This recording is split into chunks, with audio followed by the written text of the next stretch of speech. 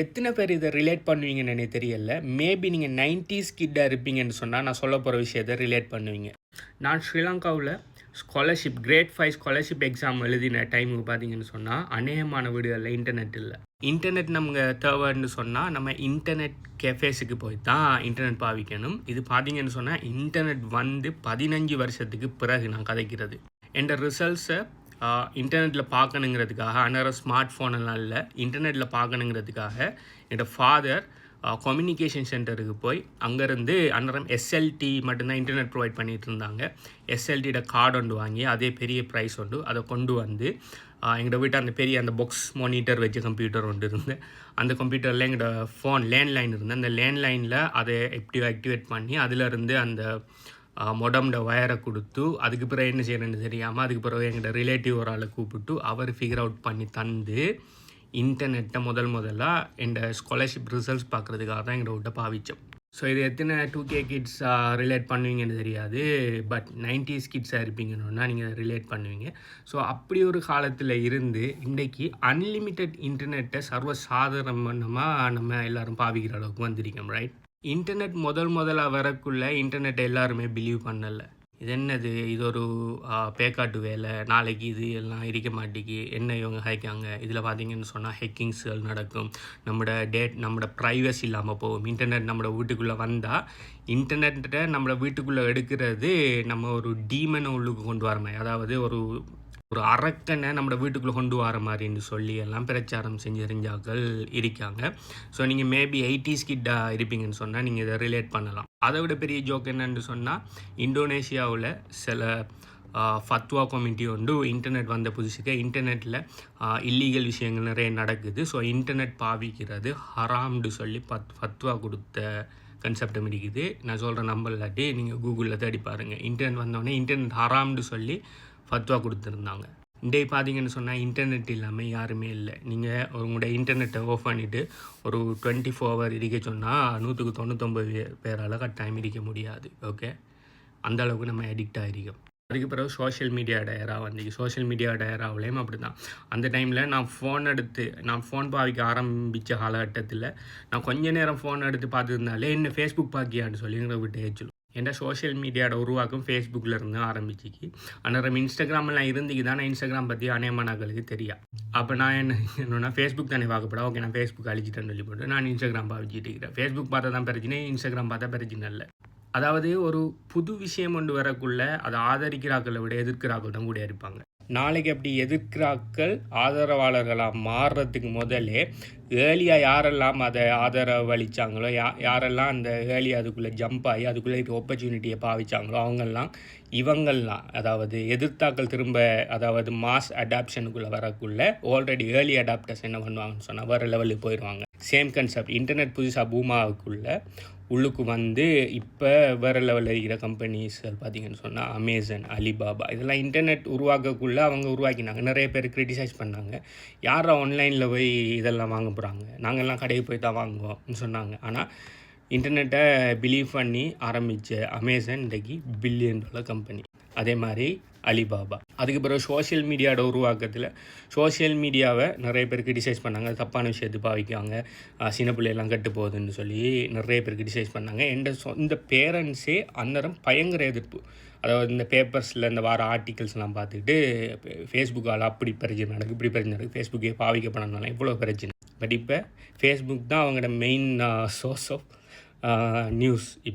இப்போ யாருமே பேப்பர் வாங்குறதில்ல எனக்கு தெரிஞ்சு, எல்லோரும் ஃபேஸ்புக்கில் வர நியூஸை தான் பார்த்து இப்போ செய்கிறாங்க. இப்போ அவங்கெல்லாம் இது என்ன 80s கிட்ஸ், அதுக்கு முதல்ல இருந்த 70s கிட்ஸ் பூமர் ஜெனரேஷன் எல்லாம் ஃபேஸ்புக்கில் வரக்குள்ள நம்ம அடுத்த கட்டத்துக்கு போயிட்டுருக்கோம். இப்படி தான் ஒவ்வொரு 5-10 வருஷத்துக்கு ஒருக்கா புது விஷயங்கள் உள்ளுக்கு வரும். ஓகே, அதே மாதிரி இப்போ ட்ரெண்டிங்காக இப்போ புதுசாக வந்து இப்போ புதுசுன்னு சொல்ல இல்லை, ஓகே ஆல்ரெடி வந்து ஒரு டெக்கேடா அப்படி இல்லாட்டி இப்போ புதுசாக ஒரு 5-10 வருஷமாக போயிட்டு இருக்கிற விஷயங்கள் பார்த்திங்கன்னு சொன்னால் இந்த blockchain technology, cryptocurrency, AI ஏஜென்ட்ஸ்ன்னு சொல்லி அடுத்த கட்டத்துக்கு நம்ம போயிட்டுருக்கோம். ஆர்டிஃபிஷியல் இன்டெலிஜென்ஸ் இதெல்லாம் போயிட்டுருக்குது. ஸ்டில் இன்னும் இந்த விஷயங்கள் பிடி வராமல் இன்னொரு பிரச்சனை இருக்குது.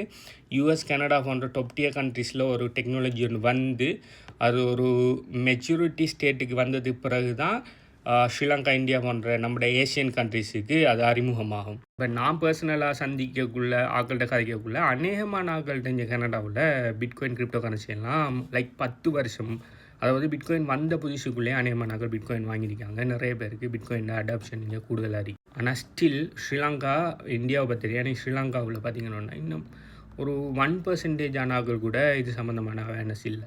ஆனால் இங்கே 10-9% ஆக்களுக்கு இது ஆல்ரெடி இந்த விஷயமெல்லாம் தெரியும். கேட்டால் அவங்க ஆல்ரெடி கிரிப்டோ கரன்சி வாங்கி நான் இந்த ரேட்டில் வாங்கினேன் அந்த ரேட்டில் வாங்கினு சொல்லி அட்லீஸ்ட் டோஜ் காயினாவது வாங்கி வச்சுருப்பாங்க.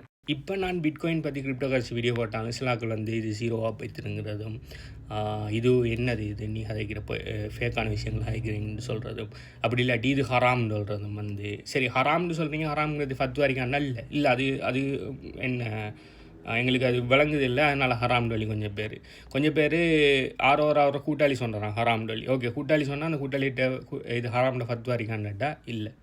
ஒரு காலகட்டத்தில் இன்டர்நெட் ஹராம்னு சொல்லி ஃபத்வா கொடுத்த அதே மௌலவிமார் தான் இன்றைக்கி இன்டர்நெட்டில் இருந்து ஆன்லைனில் பயான் பண்ணிகிட்ருக்காங்க. ஓகே, ஸோ அதாவது ஒரு டெக்னாலஜி ஒன்று வரக்குள்ளே அதை ஆதரிக்கிறாங்களை விட கிரிட்டிசைஸ் பண்ணுறாங்க தான் கூட. ஆனால் நீங்கள் அதை சரியாக புரிஞ்சு உள்ளுக்கு எவ்வளோ வேலையாக உள்ளுக்கு வரீங்களோ அவ்வளோவுக்கு நீங்கள் நாளைக்கு மாஸ் அடாப்ஷன் வரக்குள்ளே நீங்கள் வேறு லெவலில் ஷைன் ஆகலாம். எல்லா $1 million $1 billion பிஸ்னஸும் உருவாகிறது இப்படி.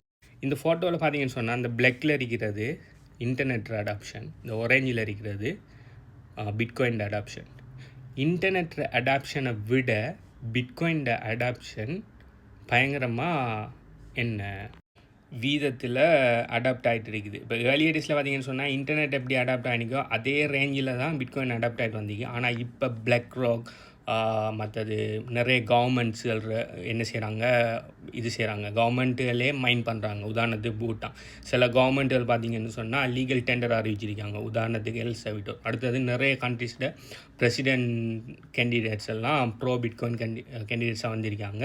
ப்ளஸ் அவங்களோட பிட்காயின் ரிசர்வ்கள் செய்கிறாங்க. அதாவது அவங்களோட மணியை சும்மா பிரிண்ட் அடித்து ஆல்ரெடி இன்ஃப்ளேஷன் பெரிய பிரச்சனையில் போயிட்டுருக்கு. ஸோ இதுக்கு ஒரு மாற்றீடாக பிட்காயின் ஸ்டாண்டர்டை நம்ம எடுப்போம்னு சொன்னால் நாளைக்கு நம்மளோட மணியை இன்ஃப்ளேஷனை தவிர்க்கலாம்னு சொல்லி நிறைய பேர் பிட்காயின் ஸ்டாண்டர்டுக்கு மாறிட்டுருக்காங்க. ஸோ இப்படி நிறைய பேர் ஆல்ரெடி வந்துட்டாங்க. அதாவது இந்த US, கனடா போன்ற டாப் 10 நாடுகளில் ஆல்மோஸ்ட் இதில் அடாப்ஷன் இன்னும் ஒரு மேக்ஸிமம் 3-4 வருஷத்தில் பிட்காயின் டோட்டலி 100% ரெகனைஸ் ஒரு விஷயமாக வந்துடும். ஓகே, ஆனால் இது அதே விஷயம் நம்முடைய ஏஷியன் கண்ட்ரீஸுக்கு முக்கியமாக ஸ்ரீலங்கா நாடுகளுக்கு வாரத்துக்கு இன்னும் ஒரு 5 வருஷம் நான் எடுக்கும், மினிமம் 5 வருஷம் நான் எடுக்கும். ஸோ ஸ்டில் நீங்கள் ஏர்லி பார்த்தீங்கன்னு சொன்னால் பிட்காயின் இன்னும் அடாப்ஷனில் இந்த ஏரியாவில் தான் இருக்குது. இன்டர்நெட் அடாப்ஷன் இந்த அளவுக்கு வந்துட்டு.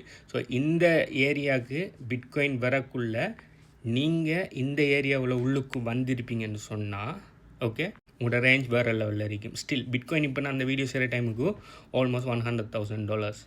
ஆனால் இந்த ஏரியாவில் எல்லாம் பிட்காயின் வரக்குள்ள மினிமம் பிட்காயின் $1 million டச் பண்ணியிருக்கும். ஓகே, நான் முதலாக 4 to 5 வருஷம் நினைக்கிறேன், 4-5 வருஷத்துக்கு முதல் பிட்காயின் முதலாக நான் பர்ச்சேஸ் பண்ணக்குள்ள பிட்காயின் ப்ரைஸ் ஜஸ்ட் $6,000. இன்றைக்கி $100,000, மோர் தென் 10 times. ஓகே, ஆனால் ஸ்டில் நான் சொல்லுவேன் நீங்கள் எல்லாருமே ஏர்லி, ஏண்டா இன்னும் இது அடாப்ஷன் முடியலை. ஓகே, மாஸ் அடாப்ஷன் இன்னும் வரலை.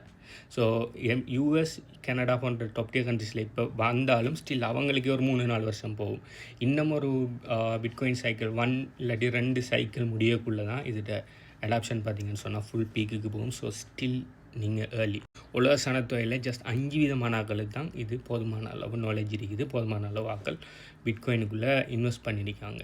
ஸோ இந்த அடாப்ஷன் 10%, 20%, 30% போகக்குள்ளே நீங்கள் இப்போ கிரிப்டோ கரன்சிக்குள்ளே வருவீங்கன்னு சொன்னால் உங்கள் நிலைமை எந்த அளவுக்கு இருக்குன்னு சொல்லி யோசிச்சு பாருங்கள். ஸோ பிட்காயினை கிரிட்டிசைஸ் பண்ணாமல் எவ்வளோ குயிக்காக உள்ளுக்கு வாங்க. அடுத்தது சிலாக்களுக்கு இந்த ஹலால் ஹராம் பிரச்சனை இருக்குன்னு சொன்னால் எனக்கிட்ட ஹலால் ஃபத்வா இருக்குது. அப்படி உங்களுக்கு பிட்காயின் ஹலால் ஃபத்வா வேணும்னு சொன்னாலும் எனக்கு மெசேஜ் பண்ணுங்கள், உங்களுக்கு அந்த ஹலால் ஃபத்வா தரேன். அதை பார்த்து நீங்கள் உங்களோட ஓன் முடிவுகள் எடுத்துக்கொள்ளுங்கள். ப்ளஸ் உங்களுக்கு கிரிப்டோ கரன்சி பற்றி எந்த விஷயமே தெரியாட்டி பிட்காயின் ஹாவர் சிஸ்டத்தில் 100% ஃப்ரீயாக நான் டீச் பண்ணியிருக்கேன். எப்படி கிரிப்டோ கரன்சி வாங்குற, விற்கிற, எப்படி பத்திரமா சேவ் பண்ணுற, எப்படி கிரிப்டோ கரன்சி பிட்காயினை மல்டிப்ளை பண்ணுற, எப்படி அதை ஸ்கேல் பண்ணுறேன்னு சொல்லி எல்லாத்தையுமே 100% ஃப்ரீயாக பிட்காயின் ஹாவர் சிஸ்டத்தில் நான் டீச் பண்ணியிருக்கேன்.